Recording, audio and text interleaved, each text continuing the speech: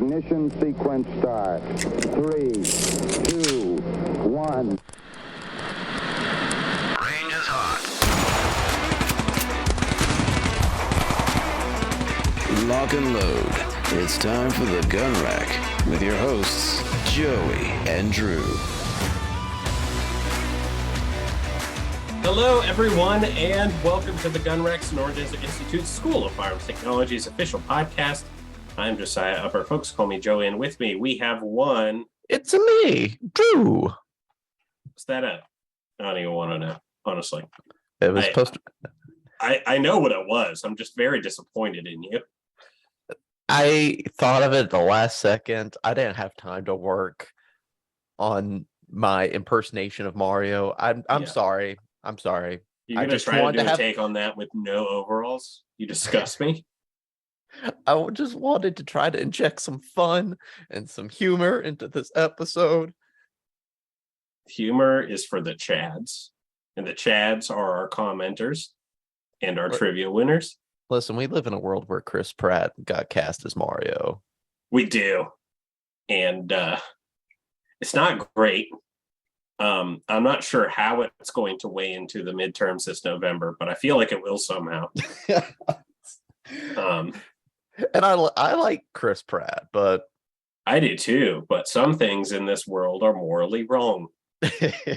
Like Chris Pratt being Mario is proof that sometimes truth is objective rather than subjective. I would agree with that.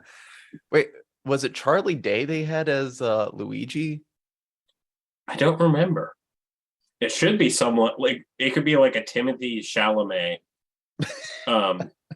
So that way, when they do the Luigi's Mansion videos or movies, they can make it unnecessarily creepy. I would actually watch that. I'm not gonna lie. I also would watch that. I'm getting hyped for it. And Hollywood, if you're listening, Hollywood, if you're listening right now, we got some great ideas cooking and on the Gun Rack. We know you are. We know you are. They keep their finger on the pulse. They understand what ZipFizz can do for you. It's been some time since we brought them up, but they're carrying right now. They go hard. So in case you guys were wondering, this remains a firearms related podcast. We just have some big feelings on occasion. And we have some cool stuff to talk about today, but of course we have some things early on we want to work our way through. We have some trivia to share with you guys, get some write-ins for that. Share the old answer, get some new stuff. We have a pretty cool topic today to get into as well. So let's get into today's trivia. What do we have for Drew's clues? All right. For this week, well, I can't tell you the answer yet, but I can tell you last week's answer. Last week's answer was the Carcano Modelo 1891.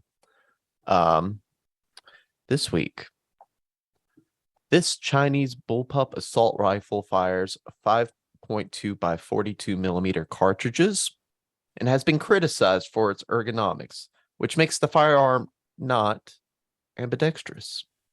And it has a magazine capacity of 30 rounds. And those are your Drew's clues. Real quick. First of all, we had some wonderful feedback on our Gunskins episode we'd like to share. But also, real quick, I'd love to tell you a little bit more about SDI. So SDI, or Sonoran Desert Institute, is our full name, is an online accredited school with focuses on firearms technology and unmanned technology. That means we work with gunsmiths and we work with drone pilots, and we love what we do. We love being able to positively impact these students' lives every day. We also like being able to do this podcast, but this school is wonderful. There are multiple programs that you can check out. There's a certificate program in the School of Unmanned Technology. It's the Certificate in Unmanned Technology Aerial Systems. It's worth your time checking that one out if you're interested. And then, of course, in the world of firearms technology, we have the Associate of Science of Firearms Technology, the ASFT, and the Certificate in Firearms Technology Gunsmithing, CFTG. If you're interested in any of those, hop onto sdi.edu. You can check out our course catalog, see what you would be learning about, as a student here at the school. There's even a live chat option available if you want to just talk with someone about what this school can do. If you want to learn more about gunsmithing, we heartily recommend you check out Sonoran Desert Institute at sdi.edu. Okay, so we got some feedback about our Gunskins episode that we both thought was very kind of the listener to drop. I don't think they expected us to read it out loud at this episode, but we're pretty nakedly. Wow, what a word to just drop on. It's gonna say where you go with this, buddy. We're pretty shamelessly into praise in any sort of form here on the Gun Rack podcast. I didn't even need the word nakedly. It was a waste. I'll save it for later. Yeah, so we're sharing it. We're sharing it anyway. Long story short. Yeah, so this is from Jeff. He said, I just found your podcast via Spotify. I listened to your interview with Gunskins. They are a great product that I discovered several years ago. I have their mag plate covers on all my pistol mags. It makes it very easy at the range to identify my mags because they all have the Punisher logo on them. Thanks for the interesting show. I'm going to keep listening. Hey, that is fantastic. And thank you for listening. If you are new to the Gun Rack, and I know for a fact that actually there are quite a few of you who are this month because we tracked the numbers, you can check out early this month, we did one on a tactical course with Recondo Operations Group as a few episodes ago. And if you have not listened to the episode on Gunskins, I know if you're scrolling through your feed, you're looking at the titles of episodes. Gunskins might not be a name you're familiar with, but you should be. Really interesting concept out there, kind of countering some of the Hydro Dip, Cerakote, Duracoat, all of that stuff. So check out the Gunskins episode. We got one of the guys there, so worth checking out if you haven't already. But enough about hyping up previous episodes. Let's hype up this episode, because today we are talking about the Sig Sauer P365X Macro. And their tagline on their website is "Macro means more," like you did not know that already. So, do you have any info about this firearm as we break ground here? Yeah, I mean, pretty much. And I'm getting this from recoilweb.com. Essentially, the P365X Macro, it has the grip of the P322 with a compensator like the P365XL Spectre, but it's in a package that's slightly slimmer, shorter, and lighter than a Glock 19. Yeah, solid. They even made a helpful flow chart. Did they really? Or like one of those circle charts. Like a Venn diagram with all the different 365 models? Yeah. Oh, that's funny.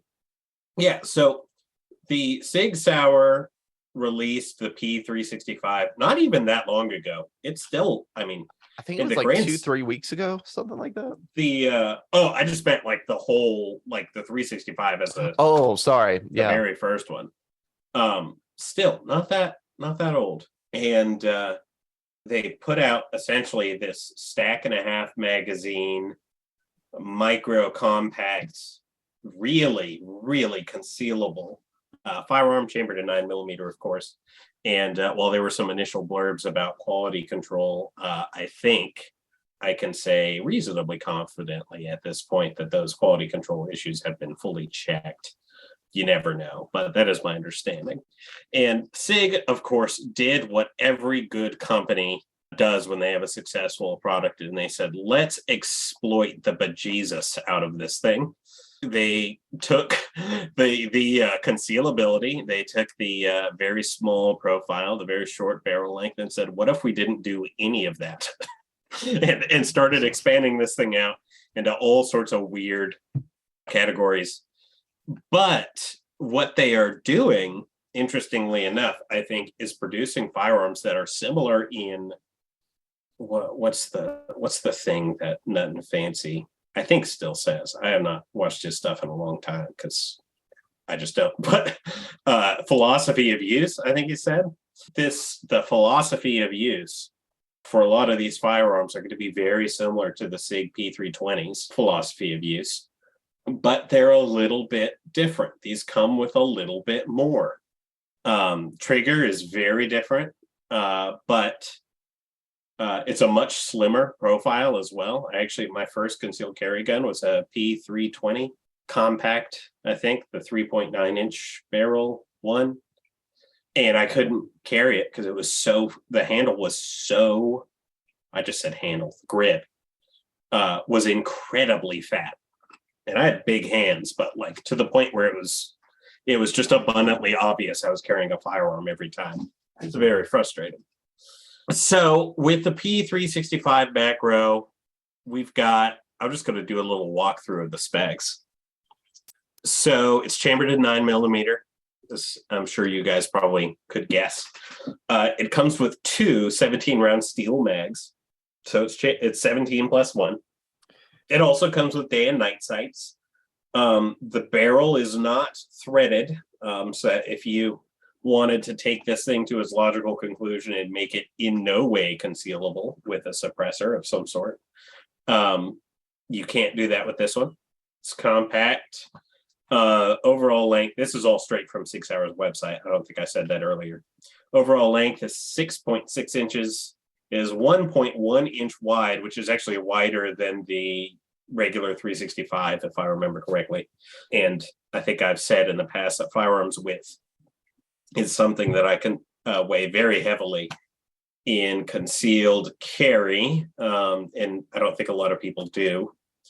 It's 5.2 inches tall. Barrel length is still 3.1 inches, which is funny because if you look at it, it sure does not look like a 3.1 inch barrel. I think that's because of the compensator.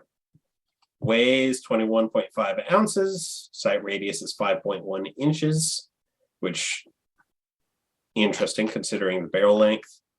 It's got an accessory rails, striker fired, of course, flat trigger, polymer, and I think that's all the proprietary info for this. Oh, it's also optics ready, which surprised me quite a bit.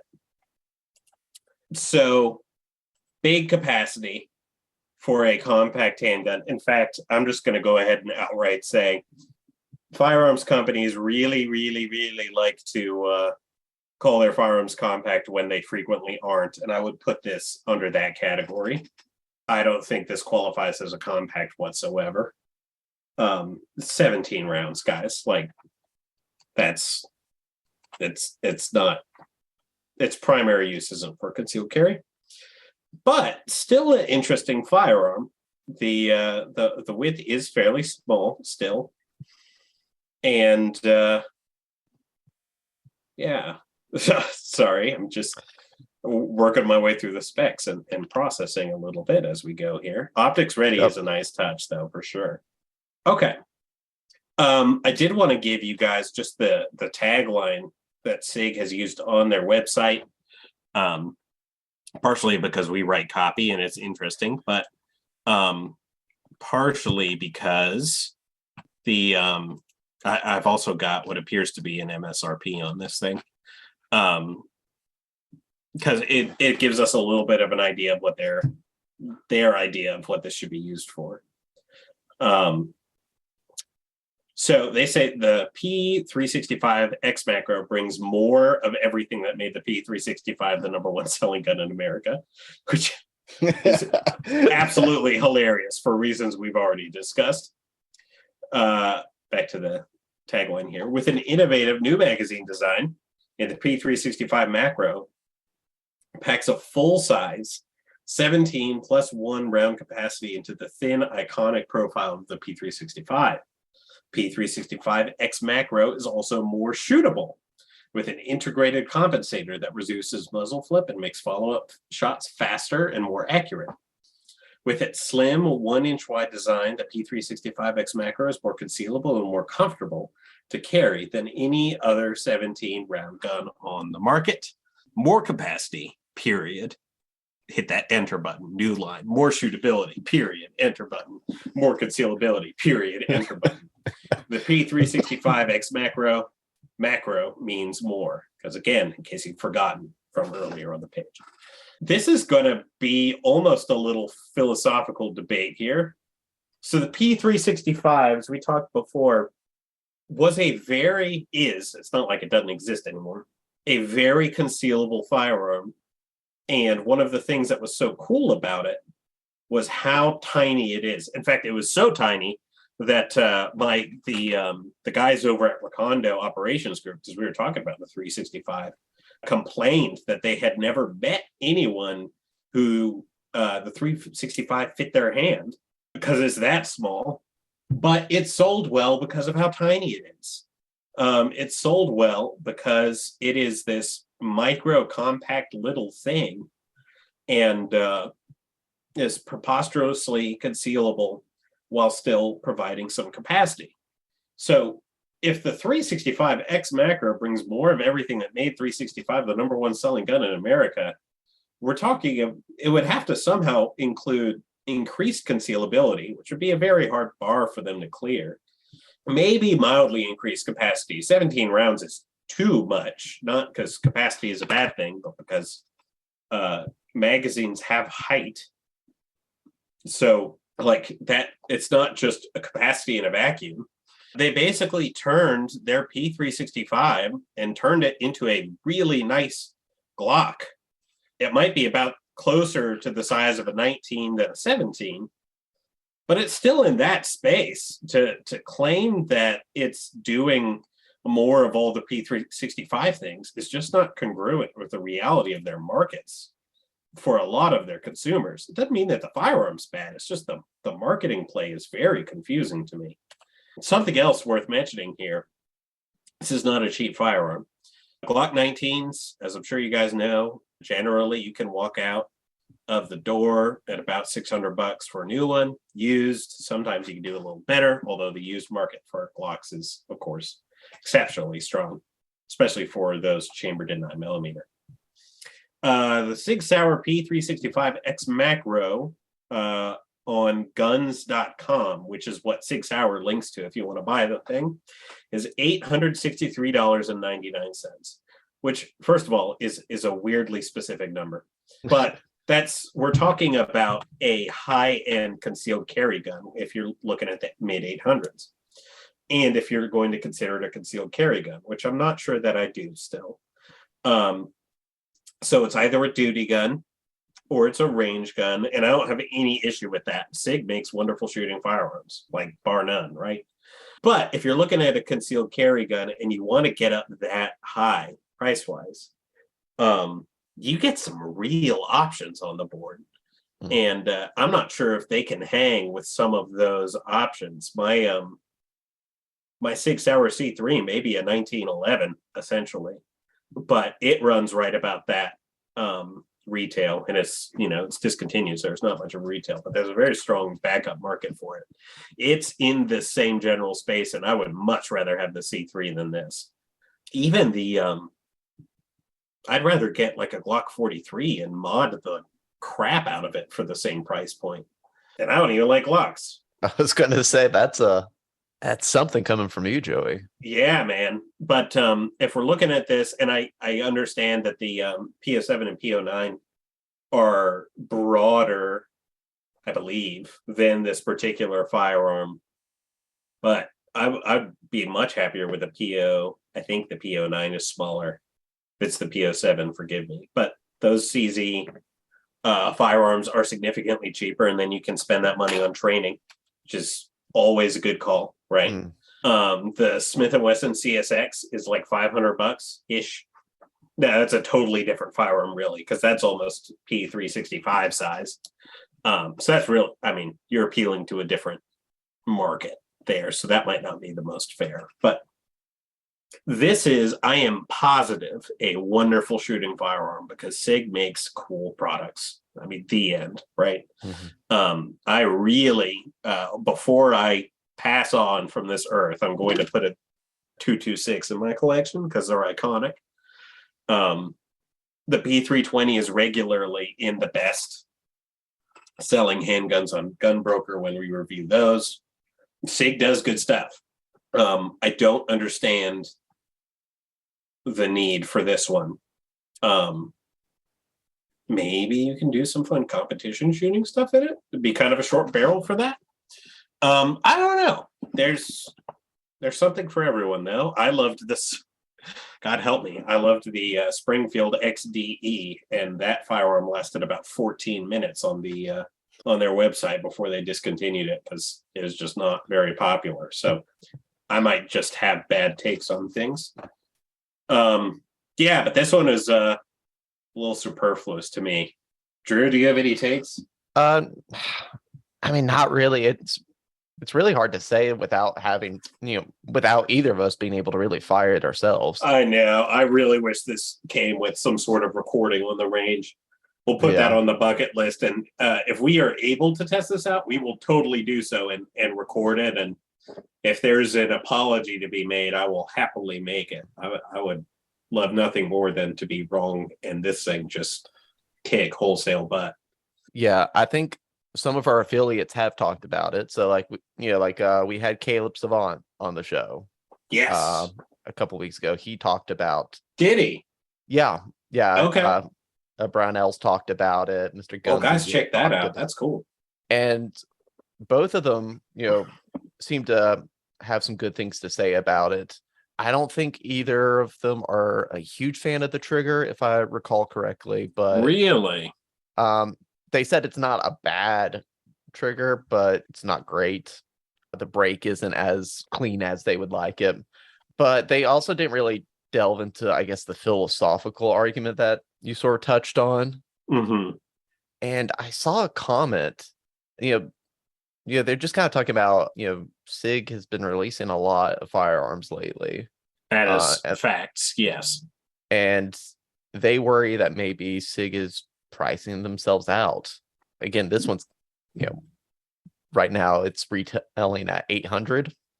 Yeah, upper mid 800s, which is a lot. Mm-hmm. And I think the point you raised about is there a significant difference in this firearm compared to maybe some of the other models? Is it worth it, to spend that much money on this firearm? I don't know yet. Oh, I'm an idiot. Okay. Here's its comparison. I think this is the market that they're targeting. And I actually mentioned it inadvertently on here just a few minutes ago. Actually, before I do that, let me just mention Hickok 45 has a 26-minute long video on this particular firearm. Hickok and SDI have been the best of friends for a long time, actually longer than I've been here. So, of course, we're happy to tell people to go check that out. Hickok 45, if you want to look it up specifically, the title is SIG P365-X Macro Comp. And he actually manages to avoid saying macro means more in his title, which I very much appreciate. I know, it's not even in his description. They are trying to bite into the Glock 43X market, which is the Glock 43 with a longer grip and increased capacity there. That's the angle they're taking, which Gotcha. I feel kind of stupid for not having thought about that earlier. And in that context, it makes sense because capacity-wise, 17 rounds is going to trounce a 43X. Actually, could you look up what the capacity of a Glock 43X is while we're sitting here? And of course, the comp in there, built-ins, great, always good. That's what it's going after. That being said, I don't understand the market appeal of the 43X as a concept. The Glock 17 and the Glock 19, and I think it's the grip length is more comparable to a 19, is one of, even if I don't like it, the best semi-compact handguns ever made and still on the market. Why you would want to make it just a little thinner is a little strange to me. Did you figure out what it was? 10. Okay. Well, 10's not terrible. But I'd rather have 15 plus 1 if it's, the additional lift is so little. I know the grip width is going to be a pretty big play there. But 17 plus 1 rounds versus 10 plus 1 rounds is that's a pretty significant difference. So I do understand the play there. And that's a very SIG thing to do, to try to outflank a comparable product with capacity. I still stand behind my earlier point that this is not more of the original 365 now. It's a totally different firearm with the same branding. And it's much more expensive than the 43X, obviously. So that's worth keeping in mind.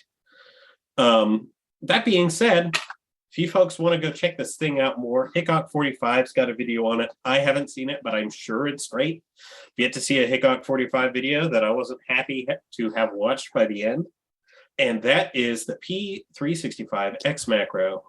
Hopefully, what's that? No, I did just want to point out, I was just comparing prices. So like I was using Academy Sports and Outdoors. I love Academy. I know, support local when you can, but Academy does have cheap stuff. Yeah. So there, the P365X macro is retailing for $799.99. Oh, that's a bit better. Yeah. The Glock 43X, granted it's older, so obviously it's, but yeah, it's but still pretty new. Yeah, it's $499.99. Ooh. Yeah. I think I would be for the $300 price difference. I mean, I know the capacity is king in a lot of ways, right? That's significant. But I'd also rather just get a Glock 43X and $300 worth of ammunition and training. Well, I was going to say, like, when you went to Recondo, how much was that one training session? That class was $100. And that, I will say, is exceedingly rare for tactical classes like that. They're normally $200-300. Sure. Recondo, though, I can't recommend those guys more. Their prices are unbelievable. The real cost there was, of course, ammo expenditure. I think I spent $150 in ammunition. Gotcha. So probably about $250 a day in total. But again, for those other classes, you're paying for ammo too. So there's still a very significant savings there. But if I wanted to spend a full day working with a Glock 43X, I can do that comfortably with really good trainers for less than the price difference between these two firearms. And that's significant, I think. Anyway, if you guys are interested in it, go have fun. There's no reason to not go shoot this thing. See if you can have a fun time with it. Maybe somewhere around you has a rental you can get your hands on. I kind of doubt it because it's so new, but it's cool stuff. Very cool stuff. Yeah. And if you like it, write into us. Tell us what you liked about it. Yeah, I'd love to get your take on it. This particular space, and I think I've betrayed myself a little bit here, is I think that guns should either be semi-compact, like a Glock 19, or totally compact, like a 365. I would even give credit to like a Glock 26 in there. This weird half measure, really long grip trend is incredibly confusing to me. So if you guys have takes on that, you have opinions on it, we'd love to hear them. Like seriously, I'd love that. So send those in at marketing@sdi.edu, or if you're listening to this on YouTube or just feel like doing it on YouTube, leave a comment there. We do monitor that stuff. We'd love to give you a shout out, and maybe we can even have you on the podcast if your take is sufficiently spicy. So good stuff. You ready for some Tales from the Range? Yes, please. All right. So this one is from snipershide.com. This is from Captain Morgan 460. One fall day, I impromptu decided I would take a weekend off of pheasant hunting to tag a deer on my parents' farm. Nice. I hadn't big game hunted in a while and binge watched every episode of Meat Eater to the point there were 500 different recipes I needed to try. That'd be a lot of deer. Yeah. I was spoiled growing up with a sporterized Mauser 98s of various calibers for typical hunting rifles. After a quick inventory, I realized that everything either didn't have a scope, had parts swapped, or needed to be replaced, or didn't have any reloads made. Remaining stock was either 5.56 carbine or a heavy PRS type rig, and that wasn't going to work. A couple days till the opener, no problem. I ran uptown, picked up a nice little Ruger American Predator and 6.5 yes, Creedmoor. Let's go. Mounted a Ruger American for the win. I thought you'd like them. Yeah. mounted a Leupold VXR and was mostly ready for the weekend. All that was left was to get a good zero. So I hustled to the farm after work on Friday and set up a target at 25, 50, and 100 to get a quick zero. I was prone out on the front deck with a chronograph in front. Shot at 25, pretty close, so I made an adjustment. Shot at 50, pretty much right on. Backed out to 100. 3 shots later, and it's nowhere. What in the world? Back to 50 with 3 shots with one nice ragged hole. Okay, back to 100 with 3 shots after pulling up a few more pieces of paper. There's a 2-foot gap. So now he's wondering what's going on. Rinse and repeat back and forth from 25, 50, 100, 50, 100, This is etc. my personal hell. Yes. I think anyone who's tried to zero a rifle has had this happen to them at one point. So he's at the point he's running out of ammo, like, because he's been trying this so much and he doesn't know what's going on. 25 and 50, it's shooting excellent. But at 100, it's the worst he's ever seen in any rifle in his entire life. Says all the engineering and firearms experience I have, I'm drawing a blank. It's getting dark and I have no idea what to do. That's when my old man walks up, and it takes him about 3 seconds to figure out what's happening and say, "You're shooting through the bottom of the railing." Oh my gosh. So apparently 25 and 50 yards just cleared the bottom of the railing. At 100, I was tipped just low enough to punch through the 2x6. Oh, yikes. So he got it fixed. Everyone ended up getting a deer, but he still hasn't fixed that board yet. Yeah, I believe it. A few months ago, might have been even longer now, my grandfather, I was trying to pattern a shotgun. We should talk about patterning shotguns sometime, but I was trying to pattern a shotgun, and he had put up, kind of standard targets with 1x1s, or maybe 1x2s up as the, side posts for the target. And I accidentally blasted the snot out of that, out of those little support pieces of wood. And that's the first time I've looked at my grandfather and seen murder in his eyes. Oh no. He was really displeased. We're talking about exactly $7 worth of lumber. So we were able to make it right, but, been there. For now, folks, we have one more thing to share with you, and that is SDI one more time. If you want to learn about this school and you don't want to take it from two somewhat similar looking dudes sitting in their chairs in the late morning, early afternoon hours, you can hop on to sdi.edu. Click on the news tab. On the right, you'll see grad features. And those are stories from our graduates, interviews that we've held with them about their experience here and what their life was like before and now. And they could just tell you so much more about the school than we ever could. So hop on to sdi.edu, news, grad features, learn a little bit more about the school that way, should you be interested. But for now, I think that's the gun rack. Have fun out there, everyone, and we will see you at the range. Sonoran Desert Institute is an online school accredited by the DEAC. It is headquartered at 1555 West University Drive in Tempe, Arizona. For more information about how you can craft your firearms future, visit sdi.edu.